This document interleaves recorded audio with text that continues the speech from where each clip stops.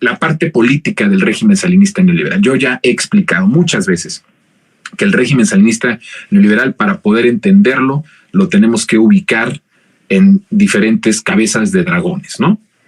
Esa cabeza de dragón que es la parte política, toda la clase política de la derecha, está en graves problemas. Diría yo que en el más grande problema que hayan tenido en la historia desde que hay en nuestro país partidos políticos. Y es una crisis muy severa, es una crisis verdaderamente alarmante y en cierto sentido, vuelvo a repetir, nos causa alegría esto porque desde luego que no podemos estar tristes de una cuestión de esto, ¿no? De que se vayan extinguiendo poco a poco. Cuando hablo de extinguir, lo hablo de políticamente. Nosotros, a diferencia de ellos, no deseamos la muerte a nadie. Aunque, bueno, tampoco nos dolería mucho la muerte de alguno de los expresidentes, ¿verdad? De los expresidentes neoliberales. Yo he dicho, y lo digo con todo respeto, que a la muerte de los expresidentes, para muchos incluso habría fiesta, o sería cuestión o motivo de fiesta popular. Pero más allá de eso, la verdad es que no le deseamos la muerte a nadie, no somos como ellos, no odiamos, pero lo que sí advertimos es que nos da gusto, porque al menos eso nos tendría que quedar, ¿no? El gusto de cómo estamos viendo que nos fregaron tanto, que nos hundieron tanto, que destruyeron al país, que prácticamente desmantelaron a la patria, la dejaron herida de muerte, de hecho agonizando, y que ahora ellos son los que políticamente estén agonizando, pues por lo menos que nos quede la alegría, la risa, la burla, el festejo, la fiesta de que sea esto, ¿no? Y que no tengan posibilidad ni remotamente de regresar al poder político y al poder específicamente ejecutivo, porque siguen teniendo mucho poder. ¿Qué es lo que viene ante esta desesperación, ante esta desgracia? Pues es indudable que estamos viendo cómo la transformación del país está convirtiéndose en el partido único y en el partido dominante. Nosotros pensamos, y muchos politólogos piensan, que Morena está en camino a ser el nuevo partido hegemónico, como lo fue el PRI en décadas pasadas. Yo estoy de acuerdo con ellos, pero profundizo en algo que tiene que ser y que tendríamos que tener en cuenta mucho más, que es que más que Morena convertirse en el partido político hegemónico dominante, en el partido de Estado, yo creo que cambia un poco la ecuación y lo que propongo como hipótesis es que la cuarta transformación, no el partido, la transformación que es del pueblo y para el pueblo, construida desde el pueblo, apoyada y respaldada por el pueblo, es en estos momentos el partido hegemónico de México. Y entonces, ¿qué es lo que queda? Pues los cascarones de los partidos que representan los intereses oligárquicos del crimen organizado, como es el PRI, el PAN y el PRD. Entonces, como nos encaminamos a un escenario que no conocemos en México, o sea, lo conocemos del lado autoritario. Cuando el PRI dominaba, era un partido dominante, disciplinado hasta la médula, de tal grado que el sistema se disciplinó en algún momento, que mató, asesinó a personas de su misma casta, de su mismo grupo político. Era autoritario. Necesitaba el autoritarismo para mantenerse unido y para seguir dominando al país y seguir saqueándolo y seguir desgraciándolo. Conocemos ese y no todas las generaciones vivimos en eso. La verdad, debo decir que yo no viví en ese PRI de los 70s. Conocí el PRI de Peña Nieto y con eso me puedo dar cuenta de la magnitud de todo lo que habían venido haciendo cuando tuvieron el poder en las décadas anteriores. Pero no conocemos qué es este escenario en donde el partido único o el partido dominante es el partido del pueblo, es el partido de la cuarta transformación. Por eso el presidente López Obrador siempre es muy optimista en estos asuntos electorales. Ni siquiera es, fíjense ustedes, ni siquiera es porque le tenga mucha confianza a Mario Delgado o a Citlali o a los dirigentes del partido. Le tiene confianza al pueblo, que habíamos dicho yo en otros, en anteriores monólogos, que el pueblo sí se equivoca. Afortunadamente, nuestro país dejó de equivocarse en 2018. En el momento en que vota por López Obrador, dejó de equivocarse y a partir de ahí toma decisiones de respaldo a un movimiento de transformación. Entonces, el presidente mismo tiene esa confianza profunda en el pueblo y esto me lleva a pensar que lo que está pasando en México es que nos estamos convirtiendo en un país en donde el pueblo verdaderamente tiene el poder a través de un proceso de transformación que inaugura y que lleva a cabo el presidente López Obrador desde la oposición, cuando fue oposición, desde su figura como líder social, el más importante también de la historia, y ahora como el presidente más importante y el mejor que ha tenido el país, el presidente más transformador. Entonces, esto pone en una situación muy peligrosa. ¿Se dan ustedes cuenta? O sea, ya no militamos nosotros en Morena, sino militamos en la cuarta transformación. Y todos los demás están en el basurero, están en la extinción. ¿Cómo va a asumir el régimen salinista neoliberal la extinción de su clase política? ¿Cuáles son las opciones que puede tener? Bueno, mañana díganle a todos y a todas las resentidas y los resentidos que nos unamos, porque vamos a hablar de un tema muy interesante para seguir platicando del ejército y que tiene que ver con esto. ¿Cuál era una de las jugadas? Yo les dije que una de las trampas que pensaron en que iba a caer el presidente López Obrador era que su proceso era tan radical y tan transformador que ellos sabían que con esas instituciones podridas que ellos construyeron para el beneficio de 30 familias y de los potentados no se iba a poder llevar a cabo. Pero había otras trampas y mañana voy a hablar de la trampa del ejército.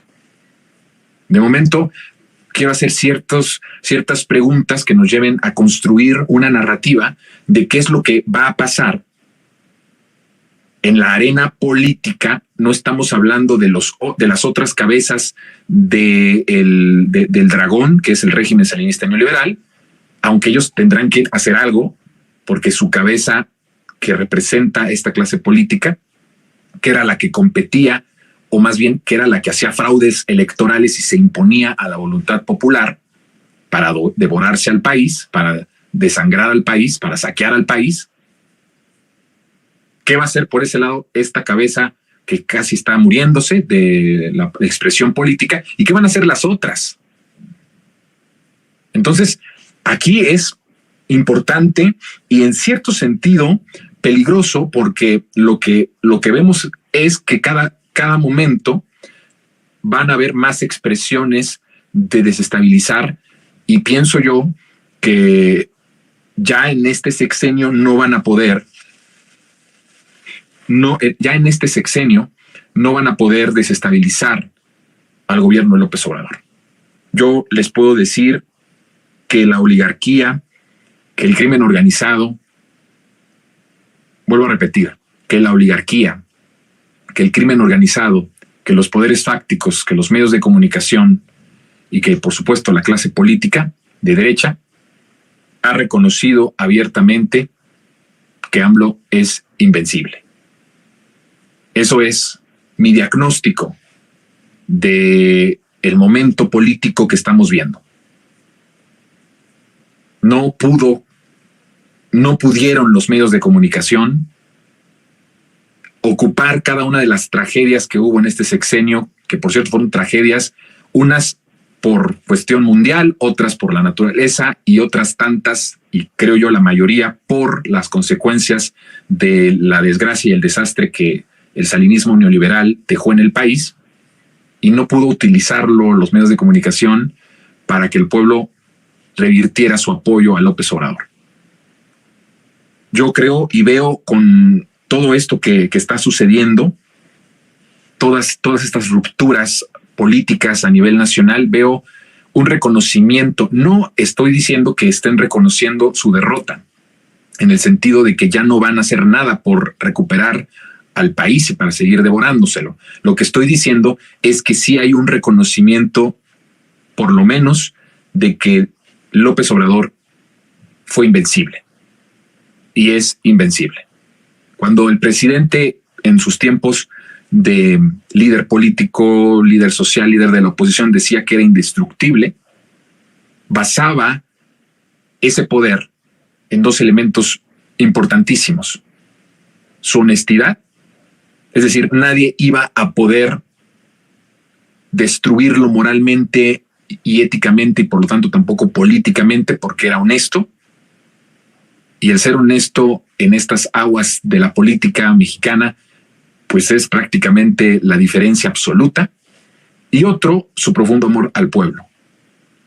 Por eso él identificaba y podía decir de sí mismo que era indestructible.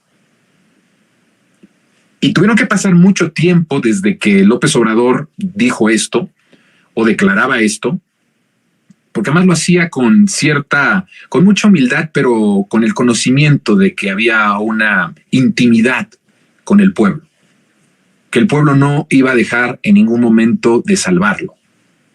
En los momentos más difíciles, en donde parte del pueblo le dio la espalda porque se vio abrumado y engañado por los medios de comunicación, López Obrador siempre confió en que esa intimidad y esa conexión que había hecho con el pueblo por un amor real, honesto que tenía y que profesaba por las causas justas, iba a tener una repercusión en el futuro. Y así sucedió. No se equivocó. El pueblo rectificó y volvió a tener esa conexión profunda con el líder más importante que ha tenido este país. Y de tal forma que esto había venido desde mucho tiempo. La oligarquía, todo lo que llamamos este régimen salinista neoliberal, cada vez, en cada momento, se fue convenciendo de que López Obrador era invencible. Hay un momento en la historia del país en donde pensaron no solamente que habían destruido a López Obrador, sino que habían desmotivado, neutralizado, por decirlo poco, si no es que aplastado, a los que nos militábamos en el obradorismo. Eso fue muy fuerte en 2006. Hubo uno en 2006 y hubo otro ejemplo en 2012. En ambos años, la oligarquía, el salinismo neoliberal estaba muy contento. Pensaron que nos habían destruido. Pero el plan de López Obrador ya estaba trazado. El plan de López Obrador ya estaba echado a andar. ¿Y qué fue lo que sucedió? Que la peor equivocación de un enfrentamiento prácticamente a muerte es pensar sin comprobar que mataste a tu enemigo o a tu oponente. Ellos dieron por muerto a López Obrador, pero López Obrador no estaba muerto. Vuelvo a decir, estoy hablando en sentido figurado, no hablando en cuestión de la muerte física. Aunque también quisieron matarlo en la parte física, ya he hablado de eso. Y entonces hubo esos dos momentos, se equivocaron en darlo por muerto. Es lo peor que puedes hacer cuando tienes un enfrentamiento de este nivel con alguien.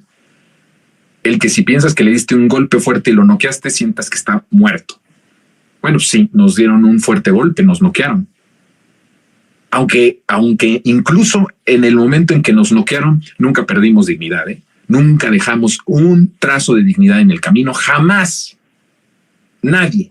Los que resistimos con López Obrador desde el inicio, nunca perdimos dignidad. Pudimos perder ánimo. Nos pudo haber dolido muchísimo. Pudimos haber llorado muchas veces en las que la lluvia en aquel Zócalo de 2006 se diluían con nuestras lágrimas. Pero nunca perdimos ni un trazo de dignidad. Y cuando ellos nos dieron por muertos, empezamos a sembrar semillas en todo el país, a hacer lo que nos correspondía desde nuestras trincheras, y empezamos a sembrar la esperanza en cada hogar, casa por casa. Y nos llevó mucho tiempo, de 2006 a 2018, mucho tiempo. Y mientras sembrábamos y mientras López Obrador sembraba la esperanza, el país se incendiaba. Y nos dolía mucho más el saber que esa realidad tan desgraciada de este país pudo haber sido otra si López Obrador hubiera llegado en 2006 y no nos hubieran hecho fraude o no hubiéramos permitido nosotros el fraude. Pero no dejamos que ni eso nos doblegara y nos hiciera perder la dignidad, ni nos hiciera perder la esperanza. Y empezamos a sembrar. Y en 2018 cosechamos. Todo ese tiempo, la oligarquía, el salinismo neoliberal pensó que López Obrador estaba muerto. Los medios de comunicación, todos, dedicaban horas y horas al funeral de nuestro movimiento. Todos los días, al ignorarnos, nos mataban. Todos los días, al que no hubiera una de nuestras voces en sus mesas arregladas de puro comentócrata, de derecha, con esa acción nos mataban. Nos impedían poder hablar y nos impedían poder expresarnos. Pero mientras más nos golpeaban y más nos ignoraban, más dignos nos sentíamos. Y sabíamos que de nosotros dependía de no vencernos, porque una cosa es que te venzan y otra cosa es que tú mismo te des por vencido. Y sabíamos que en ese acto de dignidad, de resistir, toda la furia, todo el terror y el miedo que les provocaba que López Obrador llegara a la presidencia de la República, nos fortalecíamos más. Y en 2018 lo logramos. ¿Y saben qué? En 2023, por fin, la oligarquía, el régimen salinista neoliberal, todo ese dragón de muchas cabezas, ha aceptado que López Obrador es invencible. Por eso tenían mucho miedo de que López Obrador llegara en 2006, no solo por el hecho de todo lo que podría significar, sino porque sabían que a lo mejor, todavía con más juventud del presidente, podíamos llevar a por lo menos un periodo de reelección que permitiera que el país volviera a renacer. Yo estoy convencido que si López Obrador ganaba en 2006 o hubiéramos defendido el triunfo de López Obrador en 2006, yo era una persona que pensaba que la reelección era la única posibilidad de que se recuperara al país. Y si yo lo pensaba, créanme que ellos también lo pensaban. Imagínense 3 sexenios de López Obrador, pues potencia mundial. Es que con toda la desgracia de sexenio de Calderón y Peña Nieto, y pese a Calderón y a Peña Nieto, México está encaminado a la potencia. Y no solo es una potencia económica, una potencia de progreso, sino una potencia de dignidad, de ejemplo mundial, de un país que se atrevió a cambiar la realidad. Y ahora han aceptado que López Obrador es invencible. No significa que estén aceptando que no van a seguir luchando y peleando por el país. Pero al menos, y eso es algo que nos debe de llenar de felicidad y de enorme orgullo, de que somos el México que puso de rodillas a la oligarquía. Somos con López Obrador el México que les enseñó a la oligarquía a respetarnos. Y somos el México, el de López Obrador, el que les está dando una lección de democracia y de pueblo movilizado, respaldando un proyecto de transformación. Esto es maravilloso, queridas resentidas y resentidos, y hay que alegrarnos, pero, que siempre hay un pero en todo, ¿verdad? es que no nos lo van a perdonar. Es imperdonable. El acto que nosotros cometimos para ellos es un crimen imperdonable. Lo que van a esperar es el momento para la revancha. Vean Argentina. Unas horas de que Milei gana la presidencia de la República, empieza a haber reacciones de sindicatos, del pueblo, de trabajadores.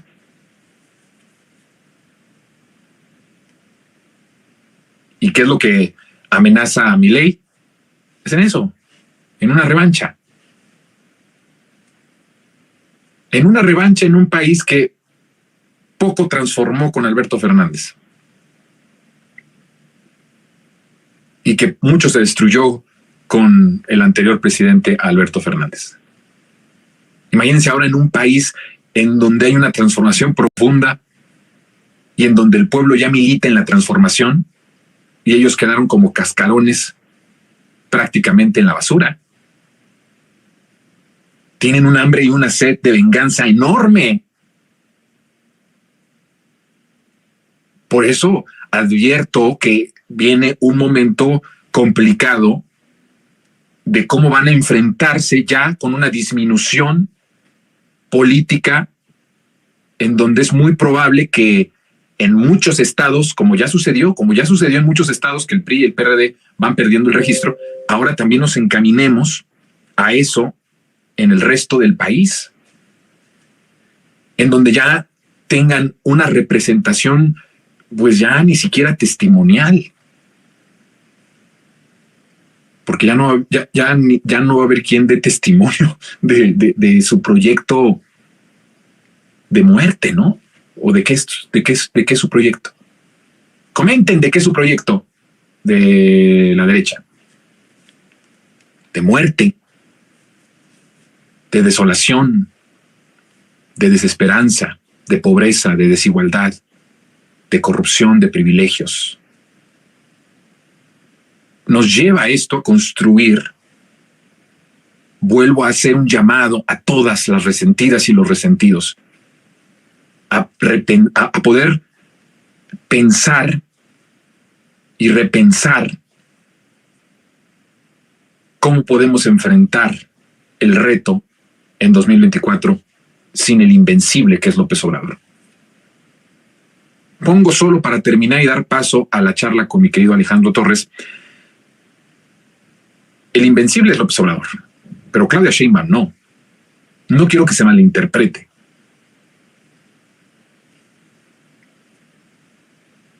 El único que pudo vencer a la oligarquía, a todo el peso de la oligarquía, a todo el peso del sistema y del régimen salinista y neoliberal desde décadas atrás, ha sido López Obrador. No ha habido un sobreviviente como López Obrador, literal sobreviviente.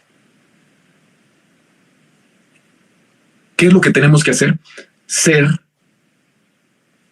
lo que provoque que Claudia también sea invencible. ¿Cómo? Arropándola. No titubeando en el apoyo a Claudia Sheinbaum. Dejar de pensar y de dudar en su capacidad, porque tiene capacidad de sobra para dirigir a este país y para edificar el segundo piso de la transformación. Sin titubeos, apoyemos el proceso de transformación con Claudia. Si el presidente le dio el bastón de mando, démosle nosotros también el bastón de mando. Apoyémosla. Cubramos a Claudia.